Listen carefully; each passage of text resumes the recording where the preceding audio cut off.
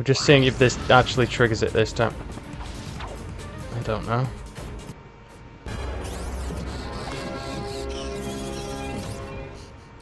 Sorry. I don't know if that didn't trigger last time. But, hello, welcome back to the bonus part. I tried to capture the Captain Quark things. I didn't know what triggered it, so you didn't get it. Post-game content that it didn't show. There's the Clank Zapper. As you can see, it's mega form already, but whatever. Basically. Yeah, that. Clank zaps people. Also, if the people are behind me, as I will try and show, Clank will zap at them with laser eyes. It costs 1,000,000 bolts. It's not that hard to upgrade. Then we have, in our special arsenal,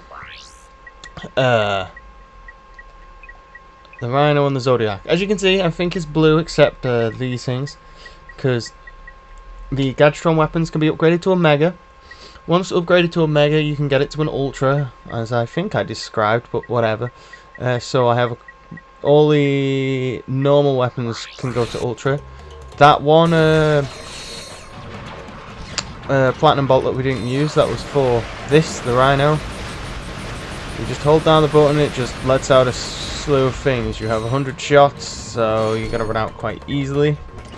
Then there's the Mega Corp's ultimate weapon, which is the Zodiac gun. It makes us into the Zodiac Killer. It spins around, generates electricity until it just makes anyone who was on the screen disappear like, well, into a cloud of dust. It's amazing. You only get 4 shots, and it doesn't have a mega form.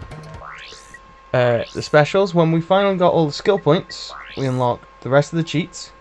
As you can see, I'm wearing the Beach Boy outfit because it kind of looks like traditional Ratchet. It's not quite it, but it's there. And I'll turn it off so you can see. That's what the Carbon Aura looks like. You are basically the Terminator at this point. Ba-bum, bum, ba-bum. Robo Ratchet.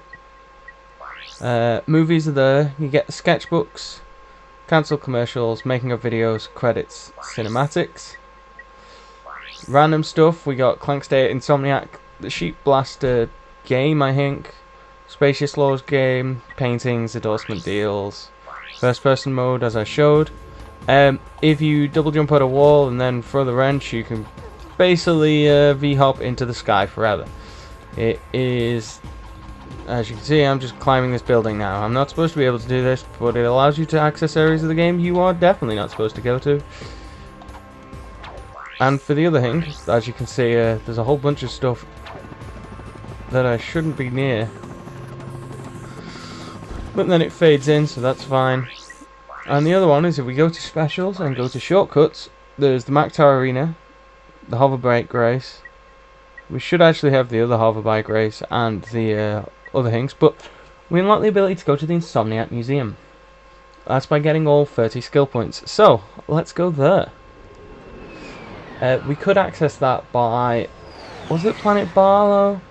If we'd gone there at 3 o'clock in the morning, we would have accessed it, but this, it's nice. Planet Burbank. Alright, I'm still in first person mode. Insomniac Games. It'll play your help messages. Hi, welcome to the Insomniac Museum. Here you'll see some of the great things that never quite made it into the game, and you'll learn a little bit about life here at Insomniac Games.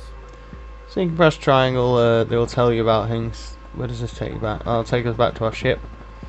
So, let's teach you all about things like this will tell us about the, in fact, I think it can tell us about them while we run around. Hello, my name is Brian Allgeier, Ah. Design Director at Insomniac Games. These floating spherical monstrosities are the elusive gravity spheres, which were originally going to be included in Silver City. They proved to be too difficult, and a bit nauseating, to be included. They are preserved here for posterity. Swingshot up to try running around one. So yeah, it's just full of things that they didn't quite make into the game. Look, it's a small planetoid. I don't know how we get to the ground now. Allowing you to just explore many things. I believe there's a car around here somewhere that we can drive. Here we go, car. I'm not going to play you through all of them because really then you wouldn't have a reason to do it yourself if you're playing this game yourself. But that's probably like something to do with... My name is Sean Whistler, and I'm a tester here at Insomniac Games. Don't worry, Ratchet. You wouldn't have had to fight this monster. Yeah, even it's if just you a did. bug from the background, stuff like that. Spaceship of some kind, hover tanks. Just nice little things that looks like a prototype vendor or armor. This is Oliver Wade, the animation director at Insomniac Games, doing an atrocious British accent. This is the original Gadgetron vendor from Ratchet and Clank 1. The official reason it was cut had something to do with saving memory. The real reason has a lot to do with squirrels, hacksaws, and our lawyers. I can say no more, because I am no longer able to do this accent. As you can see, the people at Insomniac do not care. I just have a lot of fun. This is just a room. There's a way we can get outside, if I can find it. What is this? Ooh, water texture. So let's see if I can find a way to get us outside. Which unfortunately is going to require me to use the infiltrator, which I did get far enough in the game to get. I found the easiest way to get a lot of bolts is just do the challenges. Like, Impossible Challenge got you 1,000,000. Look, it's a bolt. You can change how the effect looks, I think. So we could change it so it doesn't look green, looks blue when it starts, when it ends. It's like a whole bunch of fun dev tools. Yeah, there it is. I think it's might be the electrolyzer that it wants me to use them. Creepy spacing. Let's try this, see if it works. It's probably going to be a more complicated puzzle than we're ever used to. Also discovered, just try and keep track of the ones that are incorrect. I realised that I failed immediately. But if you just keep your eye on things that, you know, could go wrong and switch them.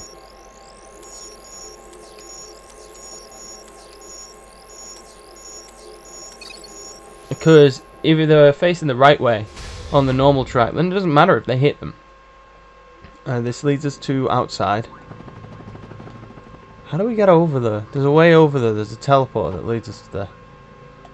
Hello. Hello, this is Pedro Hastinas. I'm a gameplay programmer at Insomniac Games. This is the teleporter. So it kind of opens up. Brian Allgeier here.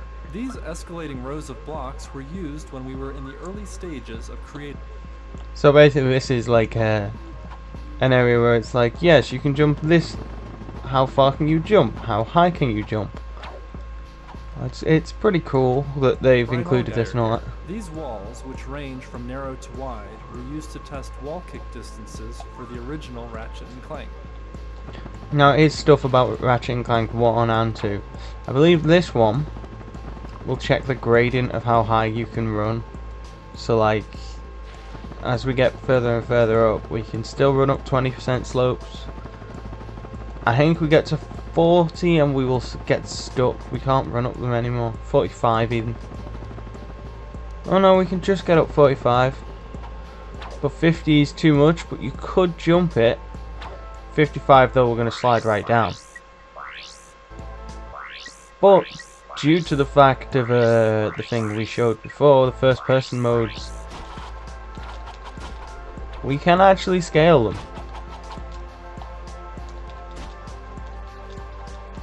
Which leads to the fun fact that we can actually get to the top of this building.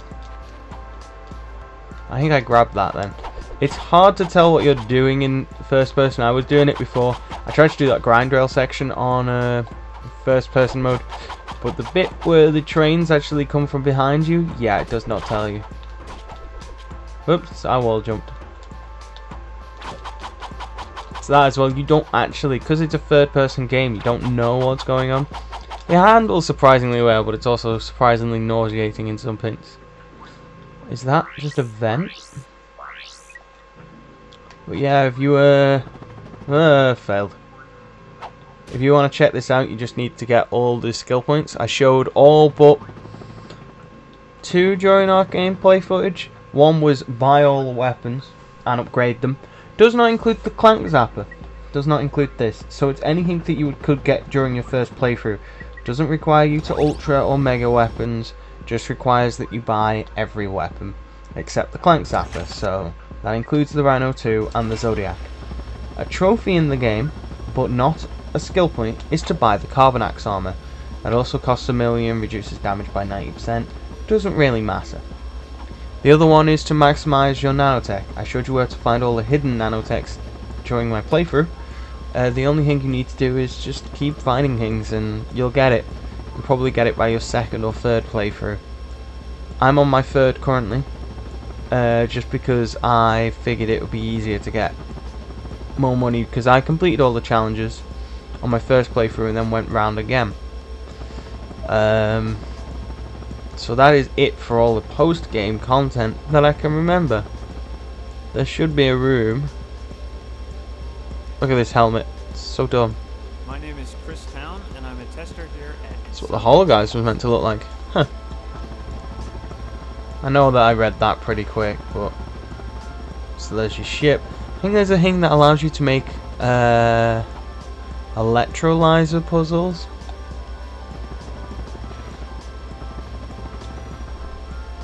Or infiltrator puzzles. There you go, so you could create your own infiltrator puzzle. Basically know where the end is, know where the start is. Be like, I want it to go this way. It's fun little features. Like we said, they've added like these weird... These are like ships that they had in the game, but they never included them just because they couldn't. Or time restraints or stuff like that. So, yeah. The crystals were worth 10 times as much. I think this reacts to how I hit it. No. Always flying back, okay. The crystals that we got from the desert are worth 10 times as much. Snow ones are worth 10 times as much again, but they were 3 times as much in the first place, so it's a bit of money. And all the arena challenges are worth 10 times as many bolts as they were before. So, again, a quick way to get bolts, just do them.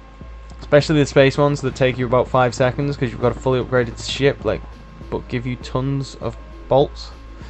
But for now, that is the end of this excursion into Ratchet and Clank Going Commando. However, as you could see when we were... Oh, I'll turn all these on. So now... It just defaults to giving you one. Clank has a huge head, Ratchet has a huge head. The enemies would have a huge head, and anyone we could talk to would also have a huge head. It basically makes all the cutscenes ridiculous, so long as they're not pre-generated. Yep. So that is it for all the post-game content that I can remember, and I believe that I need to show you. So if you would... If you would what? I'm not going to tell you to do anything. I'd just like you to have a nice day. Have a nice day. I hope you enjoyed this LP of Ratchet and Clank Going Commando. If you want to see more, it's possibly started coming out, or it is out, but this will come out at the end of the LP. I hope you enjoyed it. I hope you stick around for Up Your Arsenal. Hello, lizard friend. That I will probably be doing next. Then I'm either doing Spyro or Dreadlocked. And we're not sure about the future series yet. We'll probably go to it, but whatever. And I hope you have a wonderful day. And don't forget to check out the description to Insomniac Games in the link below. And that is the last time we'll be saying it for now. So for now, with Ratchet looking like a bit of a clown, we say goodbye. And Clank also says goodbye. Or he yawns, one of the two.